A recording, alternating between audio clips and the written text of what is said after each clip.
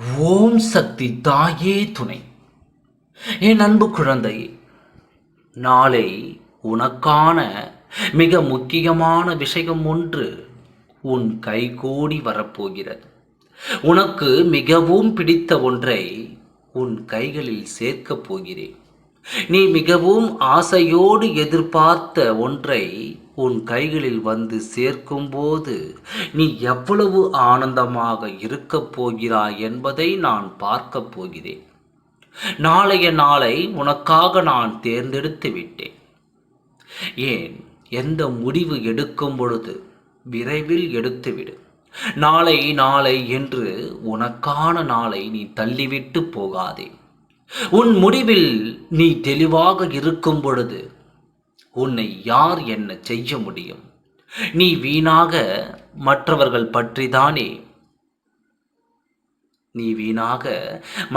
பற்றிதானே நினைத்து கொண்டிருக்கிறாய்.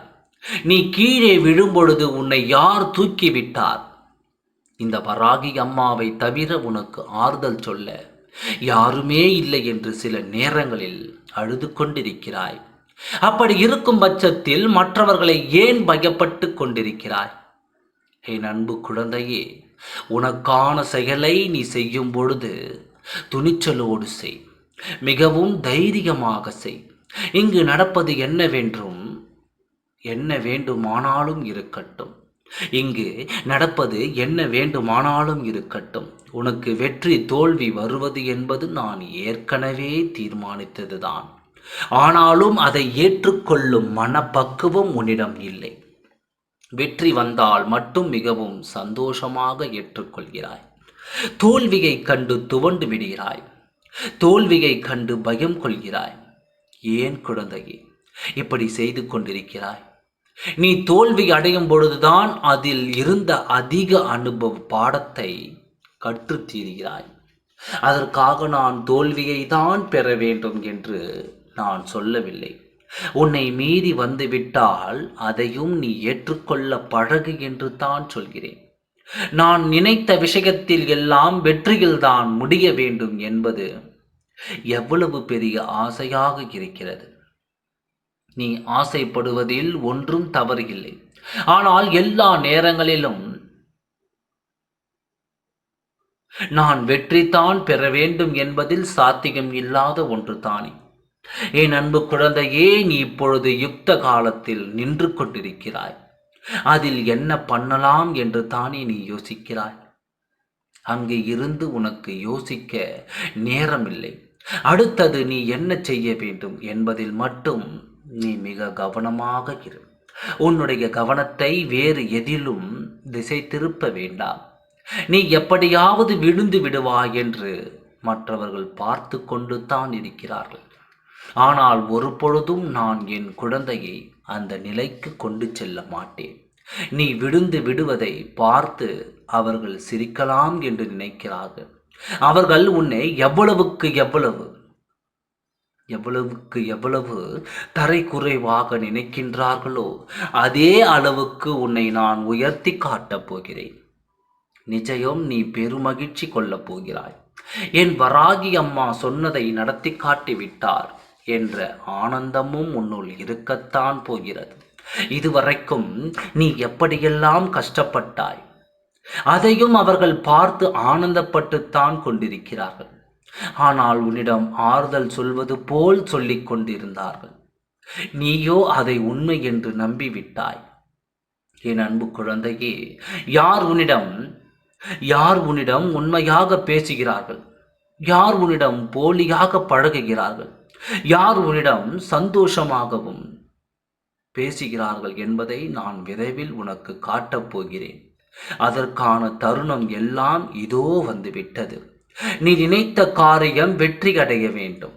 ஆனால் நிச்சயமாக உனக்கான முழு முயற்சியை அதில் செலுத்த வேண்டும். உனக்குள் எந்த ஆசை வேண்டுமானாலும் இருக்கட்டும். ஆனால் மிக பெரிய ஆசையை இலக்காக வைத்துக்கொள். அதை தடை ஒன்றும் இல்லை. உன் கூடவே சேர்த்து வேகமும் விவேகமும் பயணிக்க வேண்டும். அப்பொழுதுதான் நீ எவ்வளவு பெரிய ஆசைப்பட்டாலும் அதை மிக எளிதாக நிறைவேற்றிவிட முடியும். அதை தான் நான் திரும்ப திரும்ப என் குழந்தைகளும் சொல்லிக் கொண்டிருக்கின்றேன். நீ ஆசைப்படுவதும் தவறு இல்லை, நான் நடத்தி காட்டுவதிலும் தவறு இல்லை என்று. ஆனால் நீ அதற்கான முயற்சியை செய்து கொண்டிருக்கிறாயா என்பதை பொறுத்துதான் அது உனக்கானதை தீர்மானிக்கும். ஆனால் முதலில் முயற்சி செய்யும் போதுதான் நம்பிக்கை இழக்கின்ற மாதிரி பல பேர் பலவிதமாக பேசுவார்கள். ஏனென்றால் நீ அப்பொழுது முயற்சி என்னும் படிக்கட்டில்தான் பயணம் செய்கிறாய். நீ முயற்சி செய்யும் பொழுது உன்னை யாருமே கண்டு கொள்ளவில்லையே என்று வருத்தப்படுவாய். அப்பொழுது அப்படித்தான் இருக்கும். தோல்வி அடையும் போது உன் பக்கமே திரும்பி பார்க்க மாட்டார்கள். ஆனால் நீ வெற்றி என்னும் கிரீடத்தில் அலங்கரிக்கும் பொழுது மட்டும்தான் நான் தான் முழு காரணம் என்று சொல்வதற்கு இங்கு பல பேர் உண்டு. இதுதான் இந்த மாயை உலகம். இங்கு பல பேருடைய வாழ்க்கையிலும் இந்த அனுபவத்தை உணர்ந்திருக்கலாம். நீ எதை நினைத்துமே வருத்தம் அடைய வேண்டாம். யார் என்ன சொன்னால் என்ன, உன் வேலையை மட்டும் நீ செய்து கொண்டே இரு. உன் மனதில் உன் இலக்கை தவிர நீ பயணம் செய்ய வேண்டாம். நீ போகும் பாதையும் தெளிவாகத்தான் இருக்கப் போகிறது. தடைகள் வருமோ என்று தானே நீ பயப்பட்டு கொண்டிருக்கிறாய். அதற்கு வழியே இல்லை என் அன்பு குழந்தையே. ஏனென்றால் உன் கையை பிடித்து வழி நடத்தி செல்வது இந்த வராகி அம்மா தான். அப்படி இருக்கும் பொழுது உனக்கு தோல்வியை தந்து விடுவேனா? நீ வெற்றி பெறுவது நிச்சயம். உனக்காக உன் வராகி அம்மா தினந்தோறும் நான் உன்னை பார்த்து கொண்டும் உன் சந்தோஷத்தை அதிகரிக்க வேண்டும் என்றும் நான் உன்னிடம் கூறிக்கொண்டு இருப்பது உனக்கு தெரியாது. நான் உன் மனக்கணக்கை நிறைவேற்ற போராடி கொண்டு தான் இருக்கின்றேன். நீ இப்பொழுது எவ்வளவு கஷ்டப்படுகின்றாயோ அவ்வளவு நீ வரும் காலத்தில் சந்தோஷமாக இருக்கப் போகின்றாய் என்பது நிதர்சனமான ஒரு உண்மையாகும்.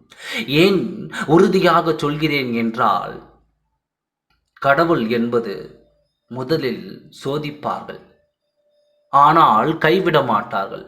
அதே போலத்தான் இந்த வராகி அம்மாவும் உன்னை சோதிக்கின்றேன் என்று நினைத்துக்கொள். ஆனால் இறுதியில் உன்னை கைவிட மாட்டேன் என்று நம்பிக்கை கொள். அதுதான் உன் வாழ்க்கையில் வெற்றி பாதையை உன்னை அழைத்துச் செல்லும். அந்த பாதையில் நீ செல்லும் பொழுதும் நானும் உன்னிடம் சந்தோஷமாக உன்னிடம் வந்து சேர்வேன். அப்பொழுது நீ எனக்கு நன்றியை சொல்வாய். அம்மா, தாயே, நீங்கள் சொல்வது போல் எனக்கு நடந்துவிட்டது. என் வாழ்க்கை சந்தோஷமாக அமைந்து விட்டது. இதுவே எனக்கு போதும் என்று நீ சொல்வாய். அப்பொழுது என்னிடம் உன் மனதார என்னை வேண்டிக் கொண்டு எனக்கு வேண்டியதை நீ செய்.